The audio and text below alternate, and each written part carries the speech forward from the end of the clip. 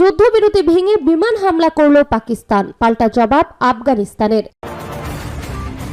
ট্রাম্পের বেদনার জায়গা খুঁজে পেয়েছেন চীন। লেবাননে ইসরায়েলি বাহিনীর হামলা। গাজায় এখনও আতঙ্ক ছড়াচ্ছে ইসরায়েলের বিস্ফোরক রবট। হামাসকে করা হুঁশিয়ারি দিলেন ট্রাম্প।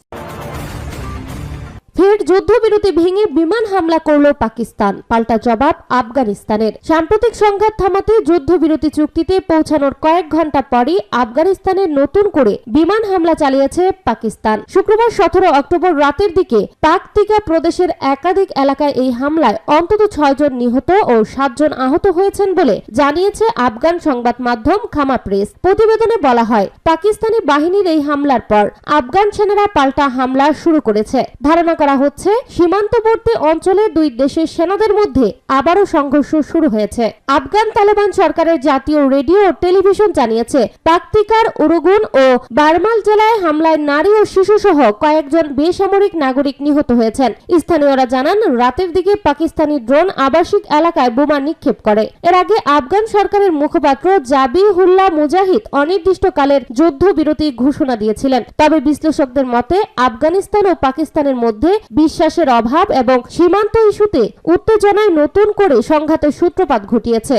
ট্রাম্পের বেদনার জায়গা খুঁজে পেয়েছেন চীন। চীনের বাণিজ্য মন্ত্রণালয় গত সপ্তাহে একটি নথি প্রকাশ করে, যেটির নাম ছিল ঘোষণা নম্বর 62 সাল 2025। এই একটি নথি যুক্তরাষ্ট্রের সঙ্গে দেশটির ভঙ্গুর শুল্ক বিরতি চুক্তিকে নাড়িয়ে দিয়েছে। বেজিং এর এই নথির তথ্য অনুযায়ী এখন থেকে বিরল খনিজ রপ্তানি সমিতি করবে চীন, অর্থাৎ স্মার্টফোন থেকে শুরু করে যুদ্ধ বিমান তৈরির জন্য অপরিহার্য খনিজের উপর দেশটি আরো নিয়ন্ত্রণ প্রতিষ্ঠা করবে। বিবিসি বলছে, এর মাধ্যমে ডোনাল্ড ট্রাম্পকে চীন একটি বিষয় মনে করিয়ে দিল, সেটি হলো বাণিজ্য যুদ্ধে তাদের হাতেও চাপের অস্ত্র আছে। নতুন নিয়ম অনুযায়ী বিদেশি কোম্পানিগুলোকে বিরল খনিজ উপাদানযুক্ত কোনো পণ্য রপ্তানি করতে হলে চীনের সরকারের অনুমোদন নিতে হবে। পাশাপাশি সেই পণ্য ব্যবহারের উদ্দেশ্য জানাতে হবে। যুক্তরাষ্ট্র এর প্রতিক্রিয়া দেখিয়েছে। চীনা পণ্যের উপর অতিরিক্ত 100% শুল্ক আরোপের হুমকি দিয়েছেন ট্রাম্প। নিয়ন্ত্রণ আরোপের কথা বলেছেন গুরুত্বপূর্ণ সফটওয়্যার রপ্তানিতে। বিরল খনিজ নিয়ে চীন যুক্তরাষ্ট্রের কর্মকর্তাদের মধ্যে উত্তেজনাও তৈরি হয়েছে। মার্কিন অর্থমন্ত্রী স্কট বেসেন্ট বলেছেন, তারা চীন সমগ্র বিশ্বের উন্মুক্ত সরবরাহ ব্যবস্থার দিকে রকেট লঞ্চার তাক করেছে। আমরা এটি মেনে নেব না। জবাবে বৃহস্পতিবার চীন বলেছে, বিরল খনিজ রপ্তানির নিয়ন্ত্রণ নিয়ে যুক্তরাষ্ট্র ভুল বুঝেছে। তারা অপ্রয়োজনীয় আতঙ্ক তৈরি করছে। চলতি মাসের শেষের দিকে ট্রাম্প ও শি জিনপিং এর বৈঠক হওয়ার কথা। বিশেষজ্ঞরা বিবিসিকে বলেছেন, ওই আলোচনায় এখন চীন এগিয়ে থাকবে বিরল খনিজের উপর নতুন নিয়ন্ত্রণ ব্যবস্থা আরোপের কারণে। অস্ট্রেলিয়ার এডিথ কুয়ান বিশ্ববিদ্যালয়ের ইন্টারন্যাশনাল বিজনেস বিভাগের প্রভাষক নাউশে ম্যাকডোনাহ বলেছেন, চীনের নতুন বিধিনিষেধ পুরো ব্যবস্থাকে নাড়িয়ে দেবে, কারণ এটি মার্কিন সরবরাহ ব্যবস্থার দুর্বল জায়গাগুলোকে লক্ষ্যবস্তু বানিয়েছে। লেবাননে ইসরায়েলি বাহিনীর হামলা।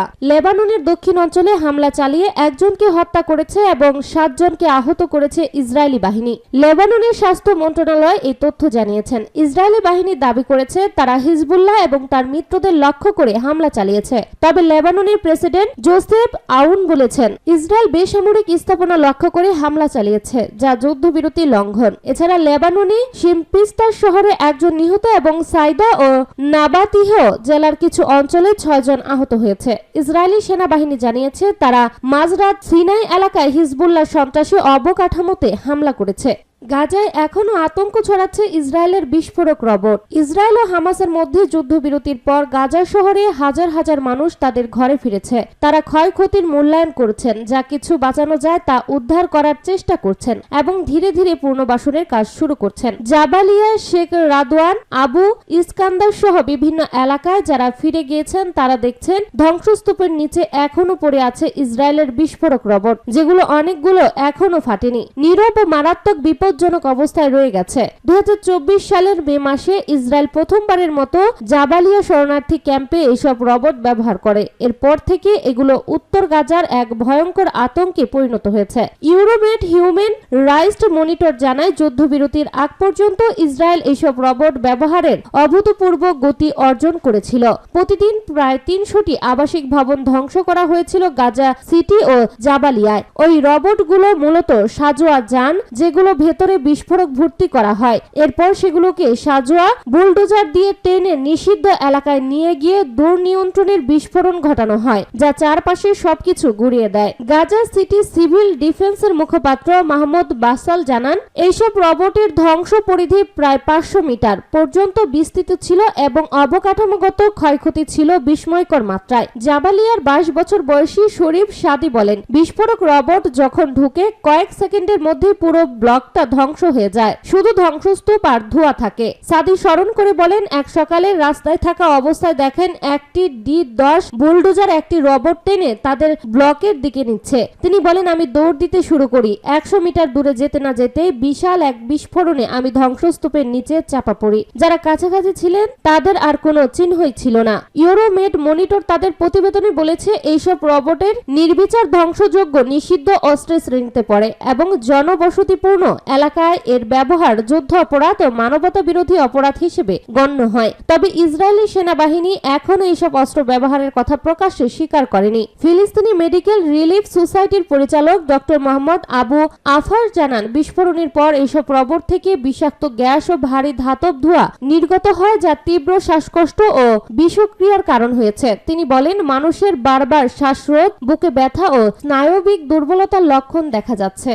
হামাসকে করা হুঁশিয়ারি দিলেন ট্রাম্প। ফিলিস্তিনি স্বাধীনতাকামী সংগঠন হামাসকে নতুন করে হুঁশিয়ারি দিয়েছেন মার্কিন প্রেসিডেন্ট ডোনাল্ড ট্রাম্প। বলেছেন, যদি হামাস গাজায় মানুষ হত্যা চালিয়ে যায় তাহলে আমাদের অন্য কোনো উপায় থাকবে না, আমরা হামলা চালাবো এবং তাদের মেরে ফেলবো। তবে ট্রাম্প স্পষ্ট করে দিয়েছেন, এই অভিযানগুলোতে যুক্তরাষ্ট্র সরাসরি অংশগ্রহণ করবে না। শুক্রবার 17 অক্টোবর কাতার ভিত্তিক সংবাদ মাধ্যম আল জাজিরা তাদের এক প্রতিবেদনে তথ্য জানিয়েছেন। বৃহস্পতিবার সামাজিক যোগাযোগ মাধ্যম এক পোস্টে সতর্ক করে ট্রাম্প লিখেছেন, যদি হামাস গাজায় মানুষ হত্যা চালিয়ে যায় যা চুক্তির অংশ ছিল না, তাহলে আমাদের আর কোনো বিকল্প থাকবে না, আমরা হামলা চালাবো এবং তাদের মেরে ফেলবো। এই বিষয়ে দৃষ্টি দেওয়ার জন্য ধন্যবাদ। পরে সাংবাদিকদের সঙ্গে আলাপে ট্রাম্প স্পষ্ট করেন, এই হামলায় যুক্তরাষ্ট্র সরাসরি অংশ নেবে না। তিনি বলেন, মার্কিন সেনারা গাজায় প্রবেশ করবে না, এটা আমরা করব না, আমাদের করতে হবে না।